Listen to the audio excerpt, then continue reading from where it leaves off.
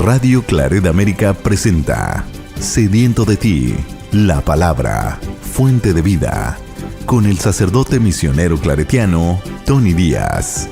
Reflexiones diarias del Evangelio. Aquí iniciamos.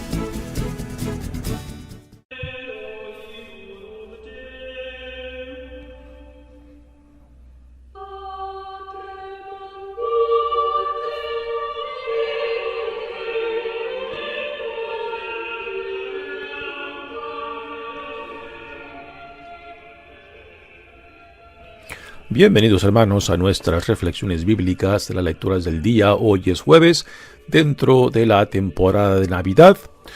Estaremos en la temporada navideña hasta este domingo entrante, cuando celebraremos la solemnidad de la Epifanía. Pero en algunas comunidades, como en México por ejemplo, esta temporada de Navidad se extiende prácticamente hasta el día 2 de febrero, cuando se celebra la fiesta de la Candelaria, o también popularmente conocida como el levantamiento del niño. La primera lectura de hoy viene de la primera carta de San Juan, capítulo 3, versículos 11 al 21. Hermanos, este es el mensaje que ustedes han oído desde el principio, que nos amemos los unos a los otros. No como Caín, que era del demonio, y por eso mató a su hermano. ¿Y por qué lo mató? Porque sus propias obras eran malas, mientras que las de su hermano eran buenas. No se sorprendan, hermanos, de que el mundo los odie. Nosotros estamos seguros de haber pasado de la muerte a la vida, porque amamos a nuestros hermanos. El que no ama permanece en la muerte. El que odia a su hermano es un homicida. Y bien saben ustedes que ningún homicida tiene la vida eterna. Conocemos lo que es el amor en Cristo, en que Cristo dio su vida por nosotros. Así también debemos nosotros dar la vida por nuestros hermanos. Si alguno, teniendo con qué vivir, ve a su hermano pasar necesidad y sin embargo no lo ayuda, ¿cómo habitará el amor de Dios en él? Hijos míos, no amemos solamente de palabra, amemos de verdad y con las obras. En esto conoceremos que somos de la verdad, y delante de Dios tranquilizaremos nuestra conciencia de cualquier cosa que ella nos reprochare, porque Dios es más grande que nuestra conciencia y todo lo conoce. Si nuestra conciencia no nos remuerde, entonces, hermanos míos, nuestra confianza en Dios es total. Palabra de Dios. El salmo responsorial es el Salmo 99 y el responsorio es: alabemos a Dios todos los hombres. Alabemos a Dios todos los hombres. Alabemos a Dios todos los hombres, sirvamos al Señor con alegría y con júbilo entremos en su templo. Alabemos a Dios todos los hombres. Reconozcamos que el Señor es Dios, que Él fue quien nos hizo y somos suyos, que somos su pueblo y su rebaño. Alabemos a Dios todos los hombres. Entremos por sus puertas dando gracias, crucemos por sus atrios entre himnos, alabando al Señor y bendiciéndolo. Alabemos a Dios todos los hombres. Porque el Señor es bueno, bendigámoslo, porque es eterna su misericordia y su fidelidad nunca se acaba. Alabemos a Dios todos los hombres. El Evangelio de hoy viene de Juan, capítulo 1, versículos 43 al 51. En aquel tiempo determinó Jesús ir a Galilea, y encontrándose a Felipe le dijo: «Sígueme». Felipe era de Betsaida, la tierra de Andrés y de Pedro. Felipe se encontró con Natanael y le dijo: «Hemos encontrado a aquel de quien escribió Moisés en la ley y también los profetas. Es Jesús de Nazaret, el hijo de José». Natanael replicó: «¿Acaso puede salir de Nazaret algo bueno?». Felipe le contestó: «Ven y lo verás». Cuando Jesús vio que Natanael se acercaba, le dijo: «Este es un verdadero israelita, en el que no hay doblez». Natanael le preguntó: «¿De dónde me conoces?». Jesús le respondió: «Antes de que Felipe te llamara, te vi cuando estabas debajo de la higuera». Respondió Natanael: «Maestro, tú eres el Hijo de Dios, tú eres el Rey de Israel». Jesús le contestó: «¿Tú crees porque te he dicho que te vi debajo de la higuera? Mayores cosas has de ver». Después añadió: «Yo les aseguro que verán el cielo abierto y a los ángeles de Dios subir y bajar sobre el Hijo del Hombre». Palabra del Señor. Muy bien, damos comienzo a nuestra reflexión de las lecturas de hoy. Ayer les explicaba que el autor de la carta empezaba una nueva sección hablando acerca de cómo hemos de mantenernos viviendo como hijos de Dios, y nos dará 3 condiciones para vivir como hijos de Dios. En la primera condición que nos deja, nos habló de romper con el pecado, y ahora en esta lectura nos hablará de la segunda condición para vivir como hijos e hijas amados de Dios, y esta segunda condición es amándonos unos a los otros. Dice la primera lectura de hoy: «Hermanos, este es el mensaje que ustedes han oído desde el principio, que nos amemos los unos a los otros». Este es el tema que desarrolla el evangelista Juan, y es el tema que también el autor de esta primera carta, que se cree que es el mismo que el autor del Evangelio de Juan, y el tema del amor, particularmente un tipo de amor muy particular, el amor ágape, es la palabra que más se utiliza en esta primera carta de Juan cuando habla del amor, el amor ágape. Y el amor ágape tiene una singularidad diferente a otros tipos, a otras formas de amar. Por ejemplo, si lo comparamos con el amor eros o el amor filios, que también se mencionan en el Nuevo Testamento, el amor ágape tiene la singularidad que busca y tiene un fin particular: el bienestar del otro o de la otra, el bienestar del prójimo. O sea, buscar siempre con la intención más sincera el bien de otros. Y el amor ágape no espera ni requiere que sea correspondido. O sea, el amor, la persona que ama con ese tipo de amor, lo hace porque esa misma persona ha recibido ese mismo amor de Dios, a pesar de uno mismo, ¿no? Y ese es ese amor de Dios que despierta en nosotros el deseo y la capacidad de hacer con otros lo que Dios ha hecho con nosotros, que por iniciativa de Él viene a salvarnos, viene a buscarnos, viene para rescatarnos, ¿no? Y es esta experiencia del amor de Dios que busca solamente el bien nuestro, y que es el amor que despierta el deseo y la capacidad de dar con otros lo que uno ha recibido de Dios. Y este es el tipo de amor del cual esta carta habla como segunda condición para vivir como hijos e hijas de Dios en el mundo. Dice: «Este es el mensaje que ustedes han oído desde el principio, que nos amemos los unos a los otros, no como Caín». Aquí nos remonta el autor de esta carta a la relación entre Caín y Abel, de cómo Caín, por odio y por celo de su hermano Abel, pues termina matándolo, ¿no? Y Aquí Caín pues es la antítesis de la tesis que acaba de presentar.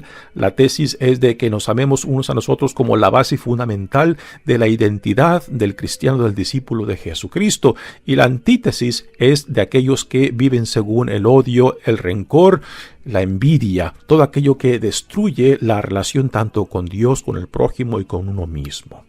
Y aquí la imagen de Caín pues representa esa contrariedad, o sea, esa antítesis a la tesis del amor. Dice que era el del demonio, o sea, Caín que era el demonio y por eso mató a su hermano. ¿Y por qué lo mató? Pregunta. Porque sus propias obras eran malas, mientras que las de su hermano eran buenas.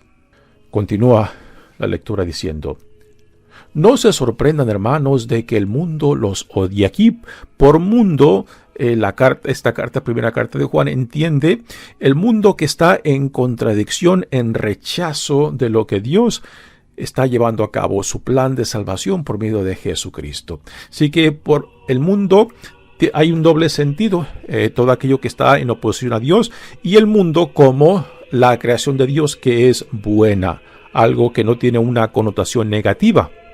Pero aquí cuando dice, hermanos, que el mundo los odia, y así que está haciendo referencia a todo aquello que se opone a lo que Dios está llevando a cabo por medio de Jesucristo. Nosotros estamos seguros de haber pasado de la muerte a la vida. Esta palabra de pasar a la muerte a la vida hace referencia a la experiencia de la Pascua, cuando Dios salva a Israel de la esclavitud en Egipto, y como el ángel del Señor en esa noche previa de la salida, pues el ángel del Señor va pasando por alto las casas de las familias hebreas que han sido marcadas con la sangre del cordero que consumieron esa noche. Así que la palabra Pascua literalmente significa pasar en alto, ¿no? Así que cuando el autor dice nosotros estamos seguros de haber pasado de la muerte a la vida, hace referencia a esto de que en Cristo se ha llevado a cabo una nueva alianza, como la experiencia del éxodo, de la salida de la esclavitud de Egipto, pasa a ser la alianza de Israel con su pueblo. Así que en Jesucristo se nos da una nueva forma de ser y de vivir, ya no marcada por la ley, sino por la experiencia del amor que se nos da en el Espíritu Santo. Y ya no es una ley, sino es la experiencia que cuando se vive personalmente, entonces nos lleva a que nuestras vidas sean guiadas, regidas por la experiencia de saberse uno amado, perdonado, reconciliado, sanado, ¿no? Ya no es una ley, sino una relación de intimidad y confianza con el Dios que por su propia iniciativa se ha hecho uno con nosotros. Y es esa experiencia de saberse amado, saberse perdonado, saberse reconciliado, lo que ahora debe de guiar nuestras vidas. Si Dios, por su propia iniciativa, no porque lo merecíamos, no porque lo meritamos, hizo eso, entonces, ¿cómo nosotros, después de vivir esta experiencia, vamos a privar a otros de que vivan, de que conozcan lo que Dios ha compartido conmigo, con nosotros, ¿no? Aquí es donde nace el sentido de la misión de la iglesia, de llevar hasta los confines del mundo esta experiencia del amor, de la compasión, de la reconciliación, iniciada por Dios, no por el ser humano. No por el ser humano que subió al cielo para bajar a Dios, sino el Dios que por su propia iniciativa se hace uno con nosotros, para salvarnos de nosotros mismos, ¿no? Así que es a esta experiencia de la muerte a la vida que el autor de esta carta la describe como una nueva alianza, cuando dice, nosotros estamos seguros de haber pasado de la muerte a la vida, porque amamos a nuestros hermanos. Así que la señal o la prueba de que somos una nueva creación, una nueva regeneración en Cristo y de que hemos pasado de la muerte a la vida, la señal y la manifestación de esta nueva creación es de que vivimos según el amor. Y esta es la prueba contundente de nuestra nueva identidad y dignidad como hijos e hijas amados de Dios. El que no ama, dice el autor de esta carta, permanece en la muerte. Si no es simplemente profesar una doctrina, no simplemente es creer intelectualmente, sino es vivir. O sea, poner en práctica aquello que en fe creemos, de que somos una nueva creación y que por tanto aquellos que son una nueva creación tienen que vivir esa nueva creación en la forma que nos relacionamos no solamente con Dios en intimidad y confianza, sino que también por necesidad después nos lleva hacia el prójimo para que nuestra relación entre nosotros como hijos e hijas amados de Dios sea vivida por medio del amor, el amor que Dios ha derramado por medio del Espíritu Santo en Jesucristo. El que no ama, permanece en la muerte, dice el autor. El que odia a su hermano es un homicida, haciendo referencia a Caín, que mató a su hermano Abel. Y bien saben ustedes que ningún homicida tiene la vida eterna. Continúa el autor de esta carta diciendo: conocemos lo que es el amor en que Cristo dio su vida por nosotros. Hasta ese punto, el amor de Dios se manifiesta de que está dispuesto a darlo todo, aún su propia vida, para salvarnos de nosotros mismos. Es el misterio de nuestra redención en Jesucristo.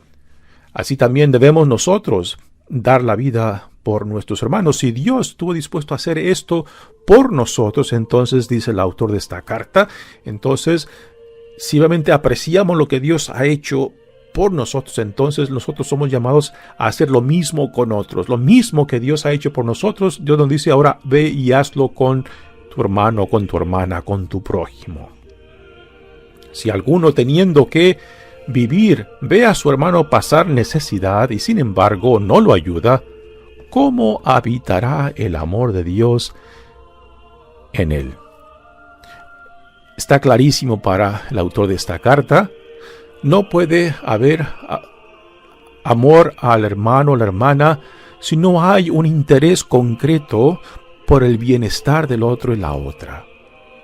El amor no puede ser simplemente un concepto, una idea, no simplemente palabras. Tiene que manifestarse concretamente en nuestra relación, en el deseo sincero de ser parte del bienestar de otros, porque uno mismo lo ha vivido, porque uno mismo reconoce lo que Dios ha hecho por mí, por nosotros, por el mundo, en Jesucristo nuestro Señor.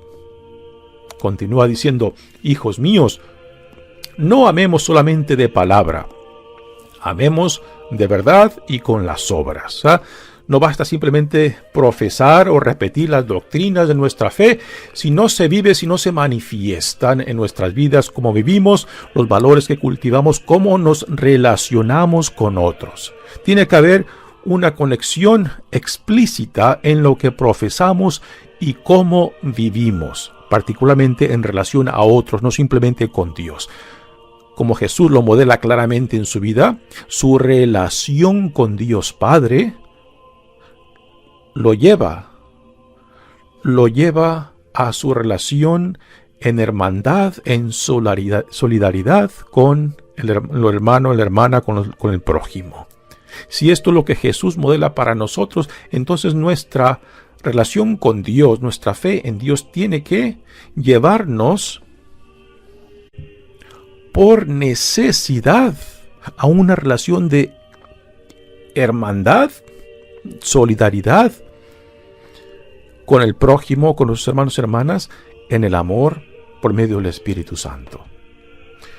Continúa diciendo: en esto conoceremos que somos de la verdad, y delante de Dios tranquilizaremos nuestra conciencia de cualquier cosa que ella nos reprochare, porque Dios es más grande que nuestra conciencia y todo lo conoce. Aquí entra el tema de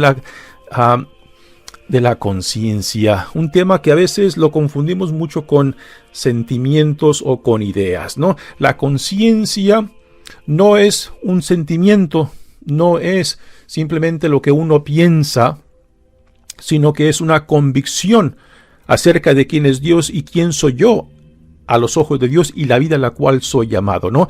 Y la conciencia a últimas es a lo que tenemos que ser fiel. Y a últimas, por encima aún de lo que la iglesia puede enseñar, tiene que estar el respeto a nuestra conciencia. Ahora, con esto no queremos decir que nuestra conciencia o que mi conciencia está por encima de Dios o de la iglesia. No, lo que quiere decir es que a últimas, para vivir honestamente, para vivir con integridad, uno tiene que respetar su propia conciencia. ¿Y qué significa respetar nuestra conciencia? Es tener una conciencia bien informada y formada según nuestra fe, según nuestra relación con Dios. Esto implica de que constantemente tenemos que ir haciendo más transparente nuestra conciencia y profundizar en el significado de nuestras condiciones para poder responder a lo que nuestra conciencia nos llame. A última, nuestra conciencia tiene que estar plenamente identificada con la voluntad de Dios. Por eso, si no nos esforzamos por tener una conciencia bien informada y formada según nuestros principios fundamentales como cristianos, como hijos e hijas de Dios, entonces fácilmente podemos reemplazar nuestra conciencia con mis sentimientos, con mis ideas. Y repito, la conciencia no son sentimientos, no son simplemente ideas, son una convicción según mi fe, según mi relación con Dios y los principios fundamentales de esta relación, que son los del reino que Dios en Jesucristo ha inaugurado y que ahora yo soy llamado para hacer los míos, como ciudadano de este reino del cual Dios en Jesucristo me hace parte. Así que cuando dice el autor, si nuestra conciencia no nos remuerde, entonces, hermanos míos, nuestra conciencia en Dios es total. Pero repito, aquí hay una advertencia. Nuestra conciencia tiene que estar informada y formada por nuestra fe, por nuestra relación, por nuestra madurez en nuestro crecimiento de la vida que se nos da en Jesucristo. Y cuando una persona no se esfuerza por madurar, por profundizar en su conciencia, pues fácilmente puede malinterpretar o puede distorsionar lo que la conciencia le dice, a lo que lo llama la conciencia, con simplemente sus sentimientos o con lo que yo pienso, que son cosas muy, muy diferentes. Pero es obvio que el autor de esta carta está identificando un elemento central, fundamental para nuestro discipulado. Ser fiel, ser obediente a lo que nuestra conciencia nos dicte. Porque a últimas todos tenemos que vivir con nuestra propia conciencia. Y la conciencia, si no está fundada, si no está formada por nuestra relación con Dios, por el Espíritu de Dios, pues entonces fácilmente puede estar iluminada por falsas ideas o falsos pensamientos o falsos sentimientos que la nombramos como conciencia. Muy bien, pasemos ahora al Evangelio de hoy, que viene de Juan. Aquí tenemos otros llamados al discipulado. Ya en el primer capítulo de Juan se nos ha hablado del primer llamado de Jesús a Andrés y a Simón Pedro, y ahora se nos da a otro par de llamados a Felipe y a Natanael. En aquel tiempo determinó Jesús ir a Galilea, y encontrándose a Felipe le dijo: sígueme. Felipe era de Betsaida, la tierra de Andrés y de Pedro. Recordamos que en este primer capítulo, cuando Juan el Bautista identifica a Jesús como el Cordero de Dios, como el Hijo de Dios, como el Mesías que había de venir, entonces Andrés, que es discípulo de Juan el Bautista, va tras Jesús y se hace discípulo de Jesús. Y después Andrés va en busca de su hermano Simón y se lo lleva a Jesús. Y Andrés y Simón Pedro son de Betsaida, donde también es Felipe. Uno puede imaginar de que quizás Andrés y Simón Pedro después le mencionaron algo a Felipe, y ahora Felipe también es llamado por Jesucristo para que lo siga, y después Felipe va en busca de su amigo Natanael. Lo que vemos aquí es una cadenita de llamados. Jesús invita a Andrés, Andrés invita a Pedro, y es muy probable que, aunque el Evangelio no nos dice de que Andrés y Simón Pedro inviten a Felipe, y después Felipe va en busca de Natanael. ¿Quién es este Natanael? Se cree que este Natanael, que este nombre solamente aparece en el Evangelio de Juan, es Bartolomé, que aparece en los otros 3 evangelios sinópticos. El nombre de Bartolomé no es un nombre, sino es un título. Bartolomé es hijo de Timeo. Entonces, es muy probable que Bartolomé tuviera el nombre de Natanael. ¿Y por qué se hace esta conexión entre Natanael y Bartolomé? Porque en los otros evangelios sinópticos de Mateo, Marcos y Lucas, cuando se habla de Felipe, casi siempre también se habla de Bartolomé, de que eran compañeros, de que eran amigos. Pues igualmente tenemos esta relación entre Felipe y Natanael en este evangelio de Juan. Por eso se cree que el Natanael de este evangelio de Juan es el Bartolomé de los otros 3 evangelios.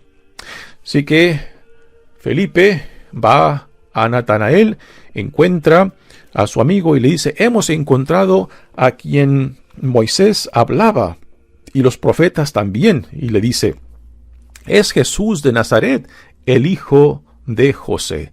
Y ahora viene esta respuesta cínica de Natanael y le dice: ¿acaso puede salir de Nazaret algo bueno? Nazaret no se habla prácticamente en el Antiguo Testamento y es una aldea prácticamente insignificante, ¿no? Y el hecho de que de una aldea, de un pueblecillo insignificante pueda salir el Mesías, pues para Natanael es algo impresionante que le digan: es Jesús el hijo de José, ¿no? Así que por eso esta respuesta sarcástica de Natanael. Pero Felipe le dice: bueno, si no crees, ven y velo por ti mismo, ¿no?